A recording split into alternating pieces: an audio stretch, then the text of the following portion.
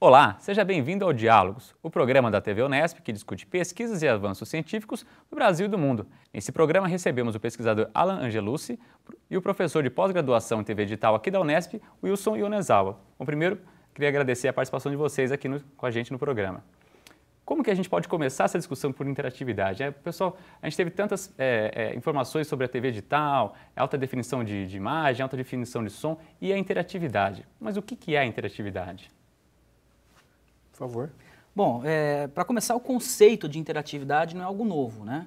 Então, se a gente for pensar em interatividade na televisão especificamente, a gente vai lá para 1950, quando Shrivastava relata aqueles programinhas infantis, né, Wink, Dink and Do, que motivava as crianças a colarem um papel, um plástico na tela e desenhar a ponte para o personagem passar de um penhasco a outro, né? Isso é uma forma de interatividade, né? Então, o conceito de interatividade na televisão já começa daí. O que muda é quais são as plataformas tecnológicas, as possibilidades tecnológicas que vão emergindo ao longo do tempo, né? Para propiciar uma experiência interativa cada vez mais interessante, né? E aí a gente chega agora, nos anos 2000, com esse grande marco, que é a mudança do sinal analógico para o digital, que permite, né, não somente mais a transmissão de áudio e vídeo, como acontecia na TV analógica, agora com dados também. E isso aí abre uma gama de possibilidades imensas, né, para construir conteúdos interativos, para construir aplicações interativas, para melhorar e implementar a experiência da audiência, né? Eu acho interessante o que o Alan comentou sobre o termo experiência. E a questão da interatividade, ela pode ocorrer em vários níveis, né? E você está acostumado, por exemplo, com o seu controle remoto. É um tipo de interatividade também. Basicamente, você fica zapeando na televisão e escolhendo o seu canal. Mas você consegue interatividade com outro nível de profundidade, por exemplo, né? Com outro nível, vamos dizer assim, com imersão no ambiente. Eu acho que com essas novas tecnologias, principalmente com a ideia da digitalização, da convergência, e com o poder computacional disponível atualmente, né, você consegue criar situações, né, onde você muda um pouco esse nível de interatividade. Né? Talvez a gente não consiga explorar isso agora, porque, né, as coisas estão acontecendo, né, em termos de TV digital, mas à medida que a gente vai conhecendo um pouco mais, observando o que está acontecendo, né, nós vamos criar novas experiências para isso aí também. Tanto que, ao longo do tempo, né, citando um exemplo, por exemplo, do Windows, né, o Windows, ele de um certo tempo, ele passou a ser divulgado como alguma coisa que muda a sua experiência no uso do computador. Né? Você já trabalhou, por exemplo, com o DOS, né? Era uma digitalismo de comando. Aí, de repente, você começa a trabalhar com o mouse, né, que foi realmente propiciou um nível de interação diferente.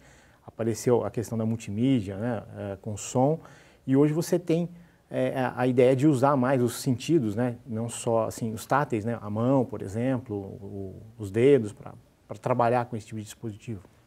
E o que a gente pode pensar de conteúdos interativos, né? O que seriam esses conteúdos interativos? Bom, conteúdos interativos, eles não deixam de ser conteúdos audiovisuais, né? É importante a gente destacar que esses conteúdos interativos, quando a gente começa a trabalhar com toda essa gama, essa possibilidade de convergência, né? A gente tem os conteúdos televisuais, digamos assim, mas a gente está vivendo uma era das telas, então todo o conteúdo ele pode trafegar por diversas telas, diversas plataformas, né? Então, quando a gente fala de conteúdo televisivo, a gente está falando de conteúdo de televisão em essência, mas esse conteúdo ele pode trafegar por diversas plataformas, celulares, né?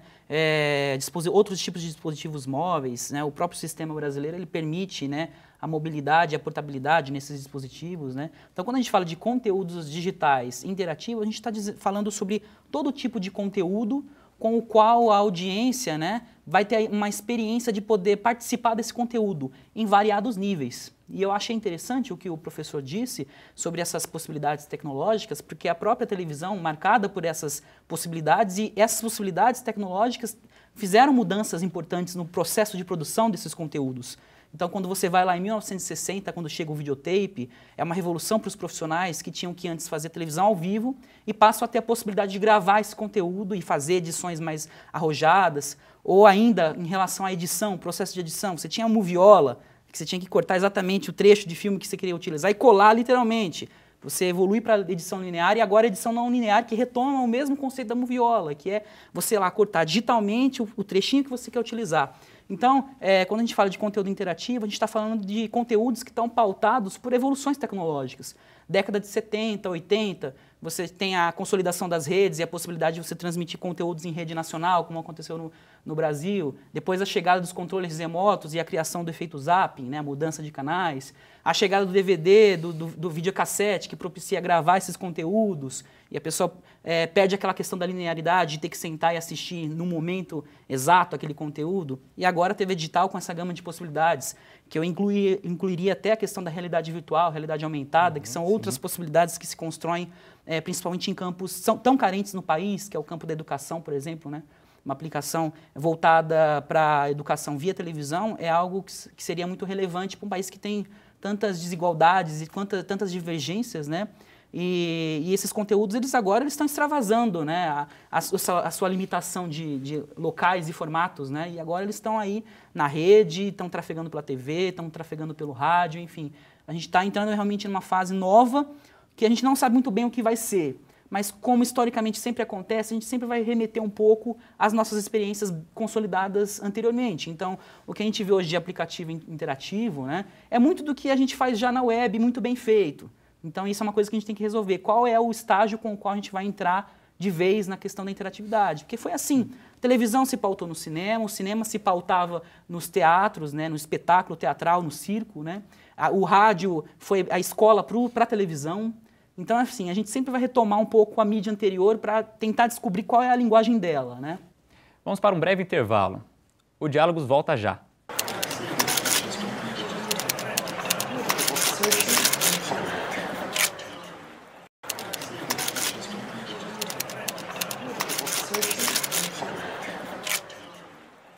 Estamos de volta com o Diálogos. Hoje, conosco, os pesquisadores Alan Angelucci e professor Wilson Yonezawa. A gente conversou no último bloco um pouquinho sobre...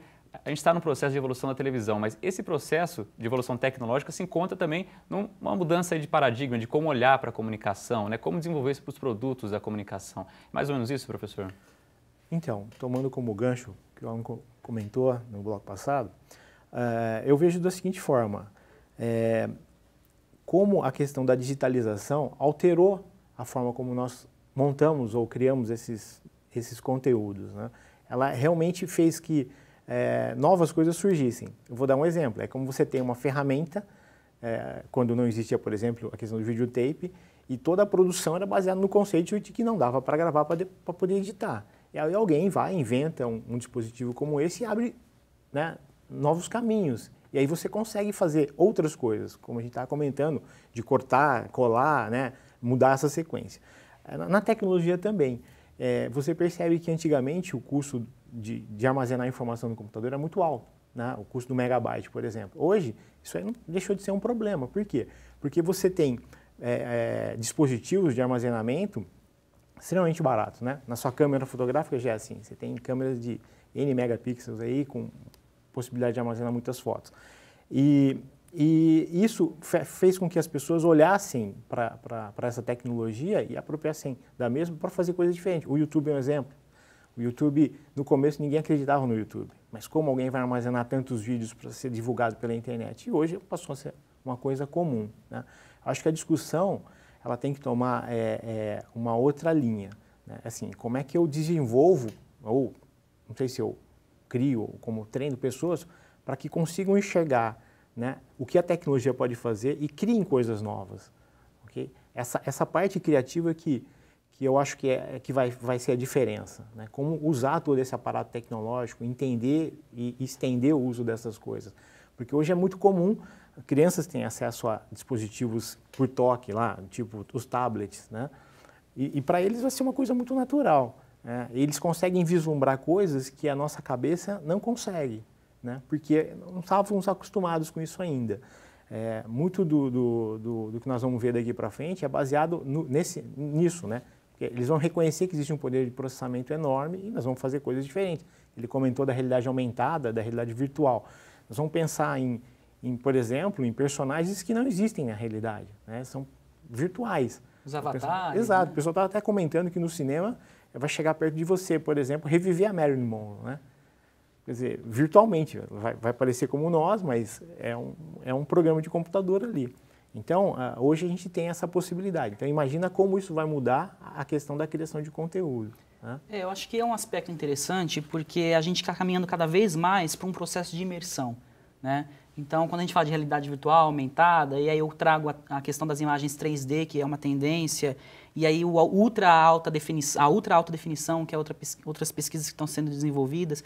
Qual é o objetivo? Quais são os objetivos dessas pesquisas? É exatamente promover esse processo de imersão da audiência. Então, quando a gente vê a Marilyn Monroe ali à sua frente, ou quando você observa imagens que te causam esse processo de imersão, né, de entrada dentro daquele universo, é exatamente cada vez mais propiciar para a audiência essa experiência de estar cada vez mais participando daquele conteúdo. Então, acho que esse é o grande nó. A participação, que foi sempre um pedido, né, uma solicitação da audiência, participar mais daquele conteúdo. E aí, quando a gente fala de TV digital, né, a gente lembra lá do todo o projeto de implantação da TV digital no país, que teve o aspecto da interatividade muito forte, né? Lá em 2003, 2004, quando ele estava sendo pensado, né? A ideia original era que ele fosse uma forma de driblar ou de criar um atalho para se trazer a inclusão digital para a população. Porque você tinha naquele período menos de 10% da população com algum tipo de acesso à internet, não estou falando nem de banda larga, estou falando de acesso ruim mesmo. E aí, como promover a inclusão digital dessas pessoas? Porque incluir digitalmente é incluir socialmente também, né? Então, todo aquele ideário inicial do projeto permanece até hoje, só que é importante a gente fazer algumas ponderações do que a gente pode criar, quais são as possibilidades, mas também o que a gente tem de atores envolvidos em todo esse processo que podem dinamizar ou não, retardar ou não determinados processos, né? E aí também não basta só, né, ter a tecnologia disponível, né? Professor, você acredita no potencial de ensino à distância da TV digital? Bom, eu acho que é mais um instrumento para ser utilizado nessa questão, né, do ensino à distância. Da mesma forma como a televisão comum foi utilizada. Lembra do telecurso segundo grau, por exemplo, né? Eu acho que teve um impacto bastante positivo na sociedade. Hoje a TV digital, inicialmente trabalhando a questão da qualidade da imagem e depois com a questão da interatividade, eu acho que ela vai oferecer novas ferramentas para isso daí. Novamente, nós precisamos saber explorar adequadamente, saber como é que nós vamos trabalhar essa potencialidade de uma forma positiva e produtiva, né? Esse novo cenário coloca latente algumas modificações do perfil do profissional, acho que tanto da educação quanto da comunicação também. O que vocês acreditam que seja necessário para esse novo profissional? Isso é uma pergunta bastante difícil. A minha visão é o seguinte: talvez antes a gente se preocupasse muito com a questão técnica e a especialidade dele, né? Por exemplo, se você trabalhava com um computador, você montava e desmontava o computador ou consertava uma placa, né? Hoje em dia você não faz mais isso, tudo bem? Por quê? Porque é muito mais fácil você trocar a placa, ela está aí no mercado, né? Muito mais barato, do que você consertar uma placa. Vamos tentar levar essa ideia para o profissional. Então, o profissional de hoje, ele tem que saber lidar com esse meio, né? Com essas novas tecnologias, saber conectar essas coisas com outras áreas dentro do seu próprio trabalho. Esse é um desafio grande, entendeu? Então, a gente vai perder um pouco dessas questões muito técnicas e específicas e nós vamos ganhar no uso dessas coisas, entendeu? De repente, é complicado saber tudo da tecnologia, mas se você tiver uma boa base e saber o alcance desse tipo de coisa, você faz com que esse profissional possa explorar melhor essa tecnologia. Como trabalhar isso na formação ainda é um grande desafio, porque, infelizmente, a gente vê as coisas como especializadas. Se você é da área de computação, você só estuda computação. Na realidade, a computação é uma das áreas que se envolvem em outras áreas, né?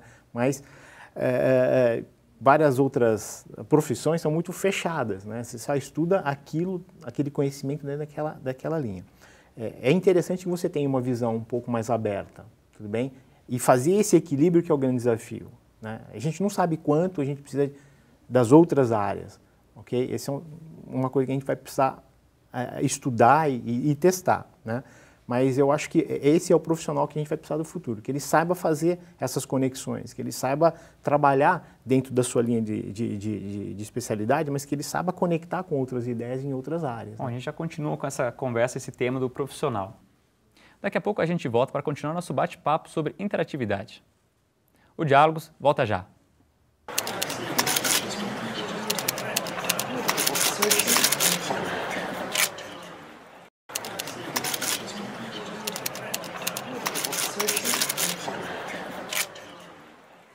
Voltamos com Diálogos, edição especial sobre o Simpósio Internacional de Televisão Digital. Hoje conversamos com os pesquisadores Alan Angelucci e Wilson Yonezawa. A gente estava falando sobre o perfil desse profissional. Na área de comunicação, Alan, que você conhece um pouco mais as questões envolvidas no processo de televisão, como fica esse profissional? Olha, é um profissional que tem que ser transdisciplinar, né? Vou repetir de novo essa palavra, né? Porque é um profissional que precisa conhecer as habilidades e as funções e o papel de cada profissional dentro da emissora, né? E se ele não souber um pouco de conteúdo interativo digital, como produzir esse conteúdo, o que ele pode criar de inovador dentro do roteiro, ele vai ser um profissional que vai estar defasado no tempo, que hoje a gente está falando de produções digitais. Então, a gente está falando de novas possibilidades, né, de produção desse conteúdo. Então, como pensar esse conteúdo? Então, tem que ser esse profissional multifacetado, né? Tem que ser um profissional que sabe conversar com o engenheiro, que sabe o mínimo. É como o professor falou, ele não precisa ser um engenheiro nato, né, um profissional das ciências de computação que sabe escovar bits, como a gente costuma brincar, né? Mas ele tem que saber qual é a função daquele trabalho, qual é a função daquele aspecto específico que só um engenheiro ou um cara da comunicação tem que lidar, para ele poder estabelecer esse diálogo. Porque o que acontece, e é uma tradição da academia, é você ter ela ainda organizada em funções estanques, né? Então é a área X, é a área Y, elas não se conversam, ficam isoladas e só fazem projetos temáticos onde cada um desenvolve uma etapa desse projeto. Mas trabalhar esses projetos em conjunto, isso ainda não existe. Então esse é o grande desafio do profissional de comunicação. Vou jogar um pouco de lenha na fogueira. Vou falar um pouquinho talvez do impacto que essas novas tecnologias têm na escola. A escola ela está num dilema. Né? O que acontece hoje? Provavelmente o aluno, né, pelo menos na nossa universidade, ele tem um contato maior com tecnologia fora da universidade do que dentro da universidade. É muito mais fácil. Provavelmente é mais interessante para ele ficar na casa dele, com internet rápida, com um monte de dispositivo que dentro da universidade. E ele tem muito mais acesso à informação hoje, né, via internet, via outros lugares. Então, esse é um dilema que a escola está passando. Quer dizer, como é que eu vou manter o interesse dele lá, né, dentro daquela estrutura rígida que nós, né, definimos ao longo dos últimos 500 anos ali como universidade, e que seja interessante para ele, não simplesmente para ele alcançar um título, mas que ele passe a aprender, conheça efetivamente o que ele está estudando. Porque ele pode fazer isso também na casa dele. Então, essa é uma coisa que eu sempre comento para os meus alunos, né? Nós estamos passando por um período de transição, de saber como isso vai se ajustar, efetivamente. Vocês são professores também, ou já saíram recentemente da universidade, você percebe isso. Né? O contato que você tem fora, socialmente com os seus amigos, com os seus alunos, e como lá essa interação permite, olha, novamente, né? Permite que você conheça mais, desenvolva outras coisas também. É muito fácil aquisição de informação fora. E como nós, a universidade, vamos tratar isso, ainda é um problema que a gente ainda não parou para discutir efetivamente. Mas eu, particularmente, acho que precisamos realmente achar maneiras, né, de unir as áreas, ok? Não olhar de uma maneira muito estanque para cada área do conhecimento, tornar isso alguma coisa muito mais geral, né, muito mais conectada umas com as outras. Né, e talvez demore um pouco para isso acontecer. Agora, só para a gente voltar à questão da TV digital, eu queria que vocês, antes da gente encerrar, fizessem um comentário aqui que vocês esperam, né? O que está por vir da TV digital? Bom, eu acho que quando a gente fala de TV digital, a gente está falando de um cenário bastante complexo que envolve diversos interesses, envolve interesse do governo, interesse da própria academia, interesse dos fabricantes de TV, interesse de empresas de software, enfim, os próprios radiodifusores, emissoras de TV. E aí, quando a gente volta lá no princípio do projeto de TV digital e lembra do viés social, a gente tem que ter um pouco desse senso patriótico, né? e pensar, poxa vida, a gente pode fazer com que essa TV seja mais inclusiva, tenha conteúdos mais relevantes, né? Mas o que a gente vê é que a dinâmica do mercado, às vezes ela toma a dianteira dos processos, né? E nem sempre a questão social ela é levada em conta. Então, quando a gente está nesse embate hoje de TV interativa aberta, né? TV aberta interativa e TV conectada, né? Que são dois conceitos diferentes, só para diferenciar um pouco, TV conectada é a TV que tem aquela entradinha RJ45, como a gente chama, né, de Ethernet. Cabinho, né? de rede. O cabinho de rede, ou onde você pode colocar o adaptador ali para você poder pegar o sinal de IP Wi-Fi, para o Wi-Fi, né? E TV aberta interativa, ela é uma TV que não tem essa entrada. A diferença entre as duas, quando a gente fala de interatividade, é que TV conectada são essas aplicações que rodam na tela, né? Que podem ser aplicações que vieram pela web, não estão ligadas ao conteúdo audiovisual das emissoras, né? Então, são diversos tipos de aplicações que ficam como sticks na tela e você pode ver previsão do tempo, questões de banco, enfim. Agora, a interatividade na TV aberta é outro paradigma, né? Ela é pensada para usar uma tecnologia brasileira, que é o tal do Ginga, o middleware brasileiro, para que você crie aplicações voltadas para o próprio conteúdo, síncronas ou não, mas voltadas ao conteúdo daquela televisão.